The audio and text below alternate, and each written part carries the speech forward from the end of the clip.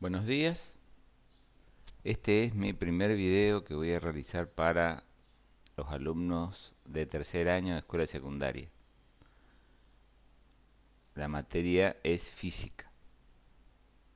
Y vamos a comenzar diciendo que la física es una ciencia natural cuyo objeto es el estudio de los principios básicos del universo. O sea, estudia a la naturaleza, ¿no?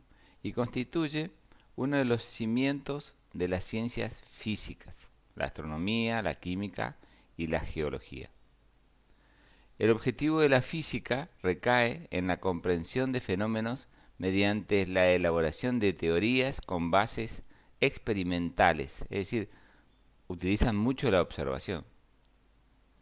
Estas teorías son expresadas generalmente de forma matemática. Comienzo así porque los alumnos de tercer año normalmente, cuando empezamos a profundizar en la materia, se preguntan siempre, ¿es física o es matemática lo que estamos dando, ¿no? Pero tiene una relación muy íntima, muy estrecha, la física y la matemática. Entonces, se van a dar las dos cosas durante todo el año, ¿sí? Durante toda la materia se van a dar las dos cosas, así que no se pueden escapar de ello. Y vamos a iniciar esta, digamos, relación analizando el caso de una fuerza. Vamos a mirar en nuestra teoría, en la misma teoría en donde empezamos a desarrollar el tema, tenemos un ejemplo, ¿no?, de fuerza. ¿Qué es una fuerza? La fuerza no es un fenómeno matemático, ¿sí? Porque la matemática, lo que desarrollamos en matemática, no son fenómenos, ¿sí? Sino que son cuestiones abstractas que ocurren solamente en nuestro cerebro, ¿sí? Gracias a que nuestro cerebro nos dio la posibilidad de generar símbolos, de generar cuestiones que tienen que ver juntamente con el desarrollo mental más que otra cosa, ¿no es cierto? Mientras que en física lo que vemos son fenómenos naturales. Cuando miramos una pelota que se mueve, sabemos que se mueve porque hay un elemento natural invisible a nuestros ojos, invisible, que hace que esa pelota se mueva, ¿no es cierto? Entonces la matemática nos da la posibilidad abstracta, nos da la posibilidad mental de decir, mira, hay algo que se mueve en esta dirección, ¿sí? En esta dirección, la horizontal en este caso, que puede ser hacia la izquierda o puede ser hacia la derecha, ¿sí? Ahora, el sentido me define si va hacia la derecha o hacia la izquierda. En este caso, está en rojo el sentido con que la fuerza hace mover a esa pelota, ¿no es cierto? Y la intensidad es la cantidad de fuerza que se desarrolló en el movimiento de esa pelota, ¿sí? Que también en forma matemática se puede expresar por un segmento, ¿no?, una distancia, una dimensión. Cuanto mayor sea este largo, mayor es la fuerza, se puede pensar, ¿no es cierto? Ahora también hay que pensar en dónde fue el impacto del pie contra la pelota, ¿sí? Se supone siempre en el centro de gravedad del objeto, ¿no es cierto? Que en este caso es el medio de la pelota. O sea que si con el pie le pegamos a la pelota, en realidad la fuerza empieza a darse desde el centro de la pelota, ¿sí?, y se mueve hacia la derecha. Ese centro se va a llamar punto de aplicación. Entonces, una fuerza puede ser representado por un elemento de la matemática, que se llama vector, ¿sí? Un vector tiene dirección, ¿sí?, tiene sentido, que es la parte roja, ¿sí?, que va hacia la derecha, tiene intensidad, es la cantidad de fuerza que se aplicó y tiene punto de aplicación que en este caso es el centro de la pelota. Bien, si uno es un buen jugador, digamos, la pelota va siempre contra el piso en forma horizontal. Ahora puede ocurrir que tenemos un defensor, ¿sí?, que en lugar de patear hacia el piso, contra el piso, le pega a la pelota y la pelota se dispara, pero en ese sentido, ¿sí? En el sentido de U. Y acá empieza a notarse más la relación entre la física y la matemática. Fíjense que este vector, que es el mismo vector que analizamos recién, ya no tiene más una dirección horizontal, tiene una dirección inclinada, ¿no?, a través de una recta, ¿sí?, que es imaginaria, pero si este balón a este balón le pego con suficiente fuerza, se va a mover en este sentido hacia el infinito, depende de la fuerza, ¿no es cierto? Y si esa fuerza, esa pelota estuviera en el espacio, ¿qué pasaría? ¿Sí? Si esa fuerza estuviera en el espacio, ¿qué pasaría? Me pregunto, ¿no? A ver, ahí estamos.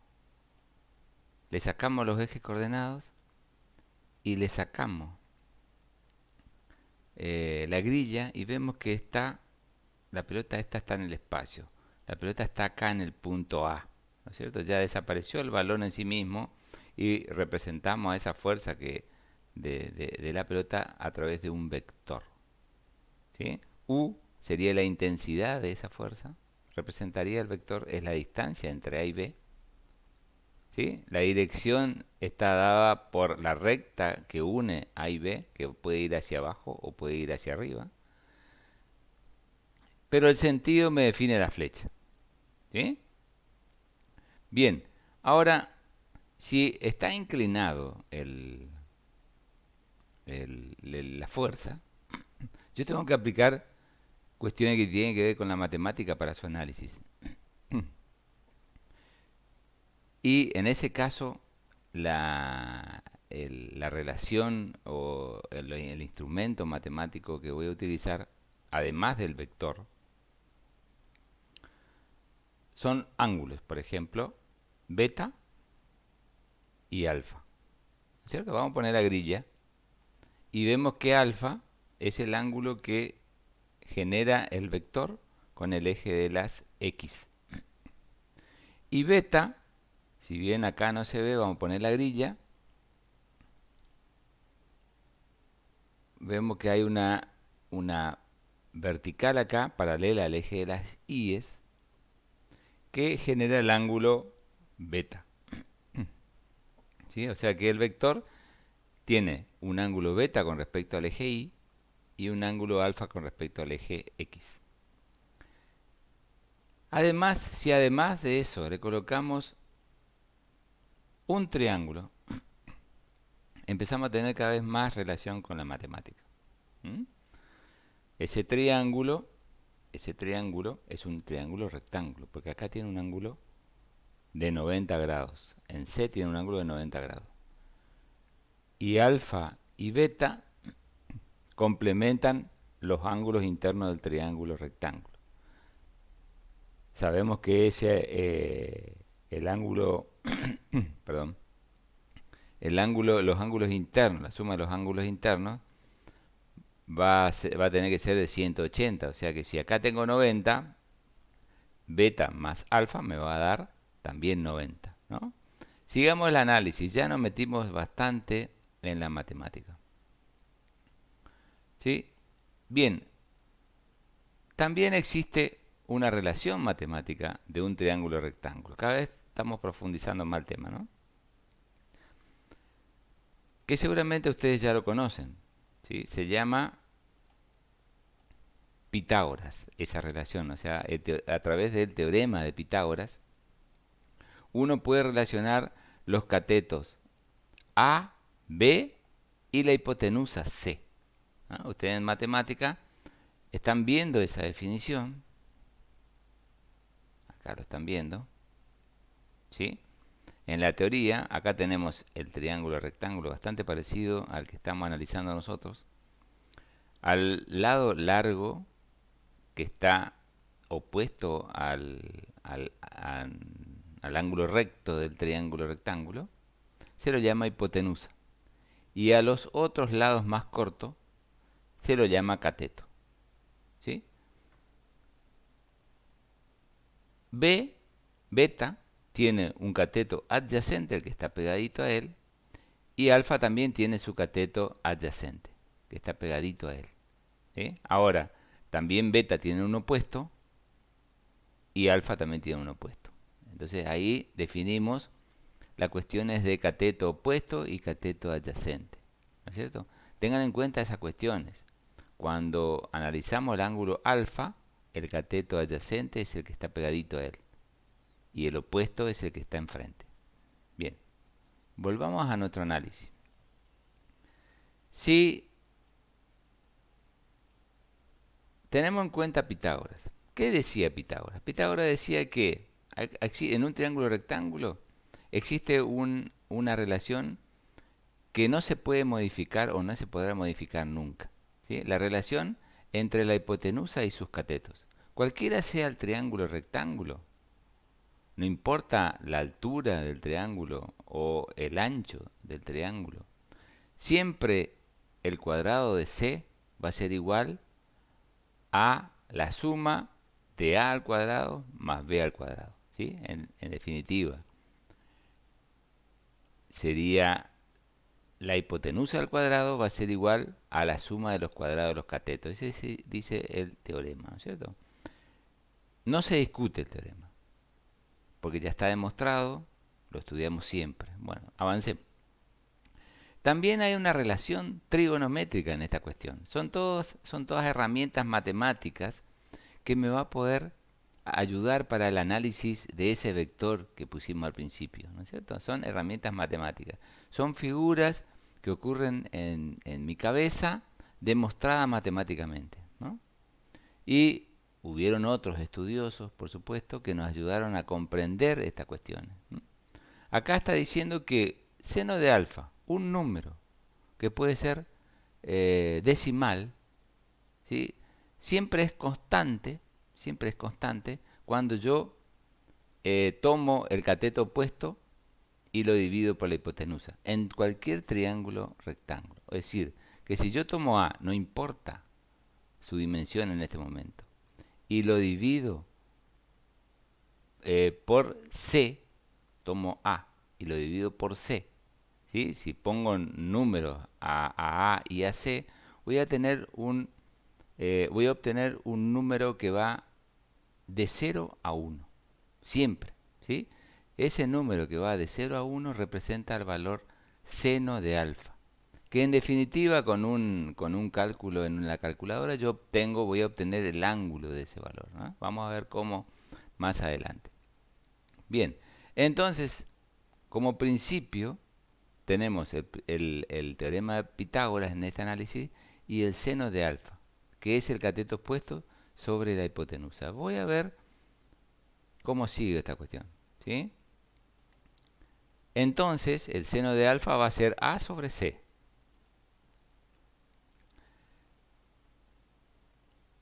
Acá sería el seno de alfa, cateto adyacente sobre hipotenusa, me equivoqué, cateto adyacente sobre hipotenusa en alfa sería el coseno. Vamos a cambiar acá esta parte.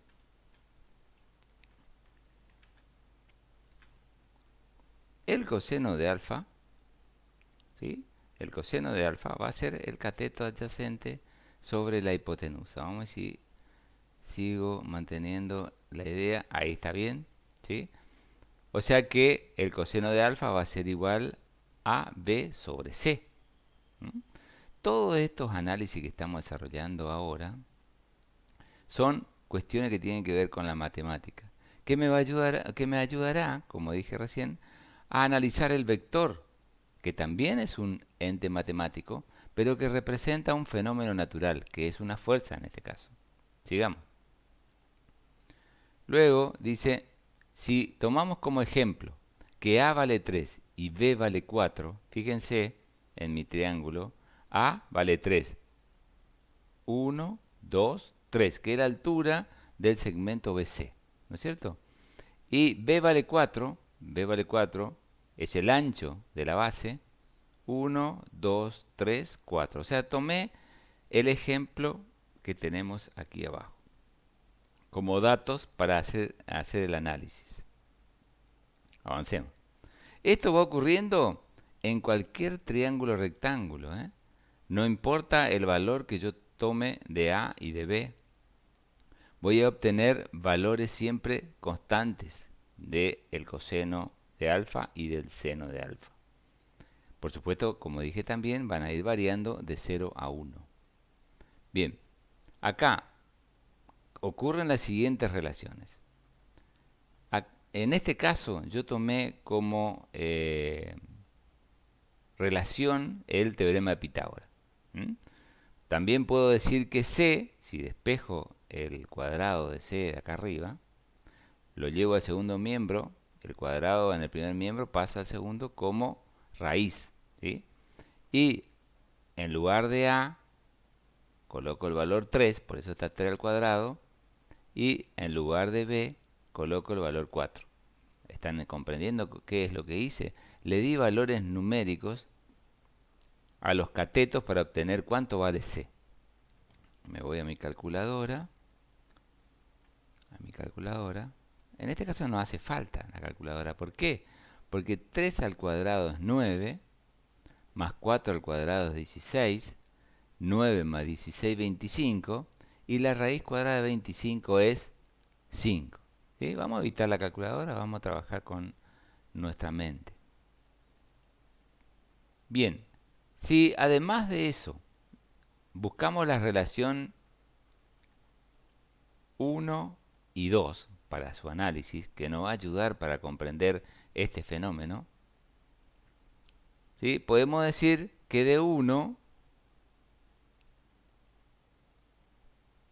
seno de alfa es igual a 3 sobre 5. ¿Qué es lo que dice acá? Reemplacé A y reemplacé C, 3 dividido 5, que sería la relación entre A de este triángulo y B de este triángulo, y dijimos que nos va a dar un valor decimal, ¿sí? Que puede variar entre 0 y 1. Acá estoy perfecto, 0,6. Este valor 0,6 me va a permitir a mí calcular el valor de alfa. Acá dice que el valor de alfa es 36,87. ¿Cómo hice eso? Bueno, primero obtuve 3 dividido 5, obtuve 0,6. Y después me fui a mi calculadora científica, puse 0,6, me fui a trigonometría y calculé la inversa al seno, ¿sí? Seno elevado a la menos 1. Ustedes ya saben hacer eso en su calculadora. Hay que sacar este valor 0,6, hay que ir a inversa, seno, y obtengo el ángulo 36,86, que redondeado le puse 36,87. ¿Sí? Entonces, ese es el ángulo alfa. Habíamos dicho anteriormente que alfa más beta da 90 grados. Sí, vamos a ver cómo sigue esto. Claro, entonces quiere decir que si yo a 90 grados le resto alfa, ¿qué voy a obtener? El valor de beta, 53,13. Por supuesto verifico 53,13 más 36,87 me tiene que dar 90. También podemos decir que seno de beta, también es una herramienta que yo puedo utilizar, va a ser igual a su cateto opuesto sobre la misma hipotenusa. ¿Por qué estoy haciendo eso? Para verificar si 4 quintos, que es 0,8, me da como ángulo 53,13. Vamos a ver. Voy a mi calculadora, saco el valor anterior, pongo 0,8, me voy, calculo su seno inverso, ¿sí? Y me da 53,13, 53,13, que es el mismo valor que obtuve acá. O sea que lo hice de dos maneras distintas, ¿no es cierto? Lo hice restando 90 menos 36 para obtener 53,13, o trabajando de la misma manera que lo hice con alfa, pero tomando los catetos opuestos correspondientes, ¿no es cierto? Mejor dicho, a los catetos lo tomé según corresponde al ángulo beta. Puedo seguir trabajando también con otras opciones, parecida a este análisis, porque no trabajamos solamente con el seno. Podemos trabajar con el coseno también para obtener los mismos ángulos, no habría inconveniente porque la relación es biunívoca entre todas, inclusive incluyendo a los números. Finalmente, podemos decir que beta es igual a 53,13, que es lo que acabamos de hacer, ¿no es cierto? Acá abajo están al lado del triángulo, están apareciendo los datos. Bien, acá lo que vamos a terminar acá nuestro trabajito para que sea corto. Eh, lo que hicimos acá fue empezar con una cuestión teórica, analizando la física y la matemática de sus relaciones, y lo vamos a dejar acá cortito porque si no empezamos a aburrirnos. Y acá lo que tratamos de definir fue la utilización del triángulo rectángulo y sus propiedades en la física. Hasta luego.